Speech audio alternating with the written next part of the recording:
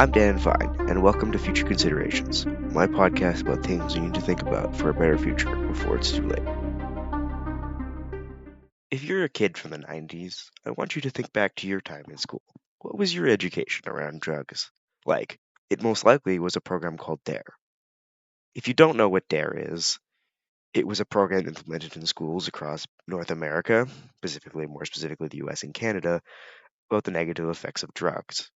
DARE stood for Drug Abuse Resistance Education, and is largely considered to be a success by the general public. But if you look at it from a more objective perspective, it wasn't. The program wasn't effective. People still tried drugs. But times have changed, and drugs are more deadly than ever. So how we educate people around drugs must change as well. But are we? So I sat down with some educators to ask this specific question.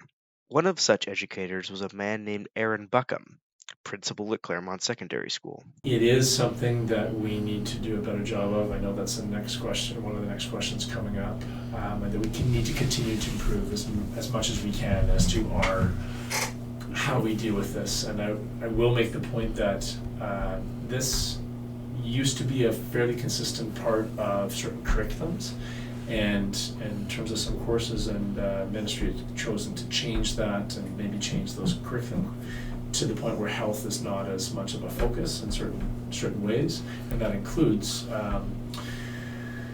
learning and understanding and things that we can present to students. So we still do that off the side of our desks in a lot of ways, but it's not a part of curriculum, and I think that's one of the ways we can help.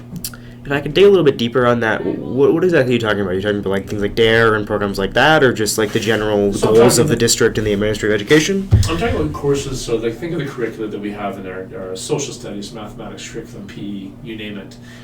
We used to have a curriculum that had an overview for 2 months in health, and it was actually called Planning 10. That's what you know now as CLE 10. In that course, there was a variety of different options that we could touch on, and one of them was doing more than a few days or a week on the opioid crisis and trying to ensure that students had a different look, and maybe some guest speakers and people that, and we can still do that, but because it was more meaty as a subject in a course that was required, that I believe is a part of the education that we need in our general system, because right now it doesn't sit in any course of any kind. How has education as a whole been affected? We are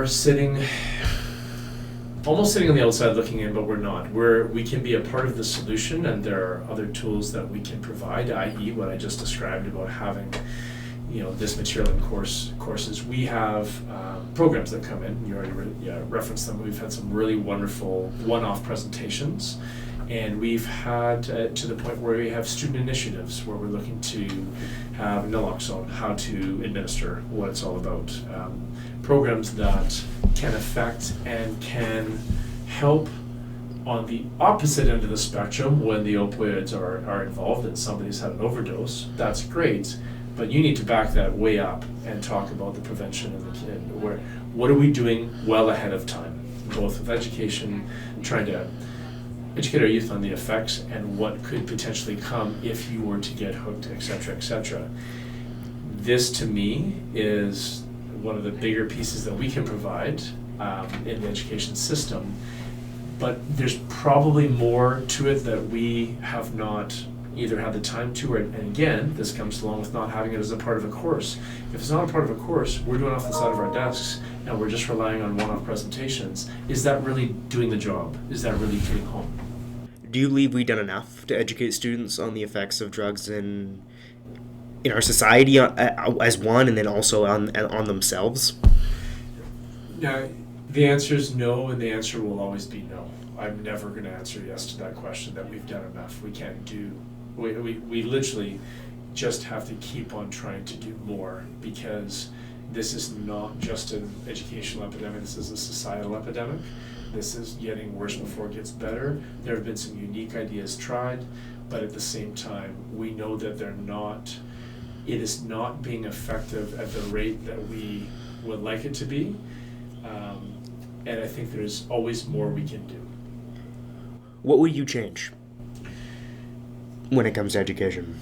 Actually, not the wood, but what are we changing? So the notion that we've been really fortunate with Ms. Laws, who headed up the charge to get students organized in this building who are interested in the naloxone training, and that was a student-led initiative. That was not an adult-led initiative. And for me, it becomes much more valuable and pertinent when it's students helping students or creating programs for students than it is staff creating programs for students. We're still effective, but we're nowhere near as effective as people who are passionate about it. So if we can continue in that bent and not just do the week-long periods or the one-offs, and maybe have something a bit more consistent and connect with the community about it, have those folks who can come in and either take our kids to actually see, this is where we're at, these are the plans for what we're doing in the societal aspect in our local communities to try and help with those who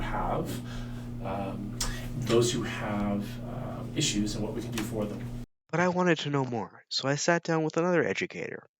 Sure. Okay. Well, Moms Stop the Harm was created in 2016 by 3 moms who lost their sons due to the crisis.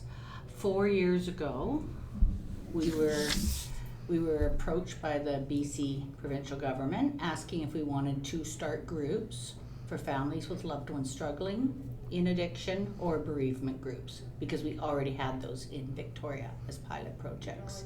We now have them all over BC. We have 22 of each groups throughout British Columbia, and we also have run them across Canada.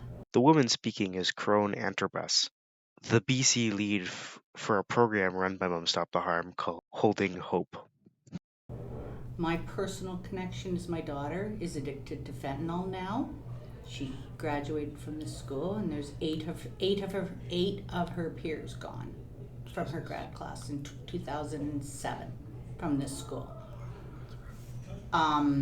She grew up, graduated with honors, lived in a nice house, played sports, had lots of friends. Just addiction got her after high school, actually. So I work in it. I run a support group for families in Victoria with loved ones struggling. They're called Holding Hope. Our group has been together for 6 years now. We were the first one in BC.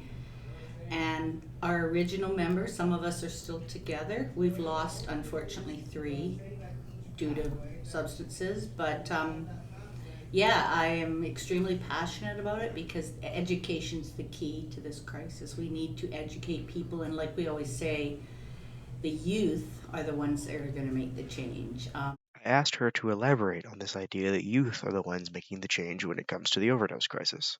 For an example, there's a group up at UVic called, they're all going to become lawyers. And they have a group called Hard Law, which means harm reduction.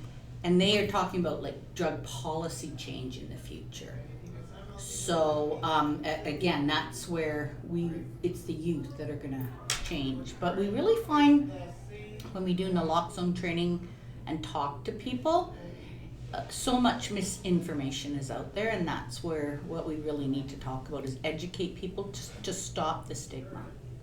After my conversation with Corinne, it became clear that we needed to hear from students.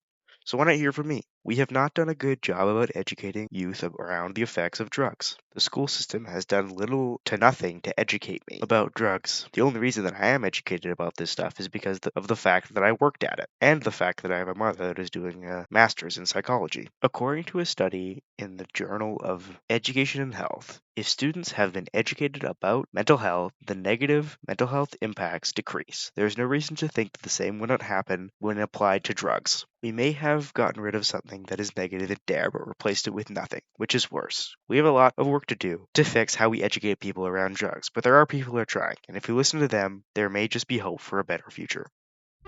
Thanks for listening. Special thanks to Corinne and Aaron for sitting down with me. Special thanks to Jen Scott, Eric Fide, Mark Neufeld, Joanna Linger, and Graham Mitchell. This has been Future Considerations.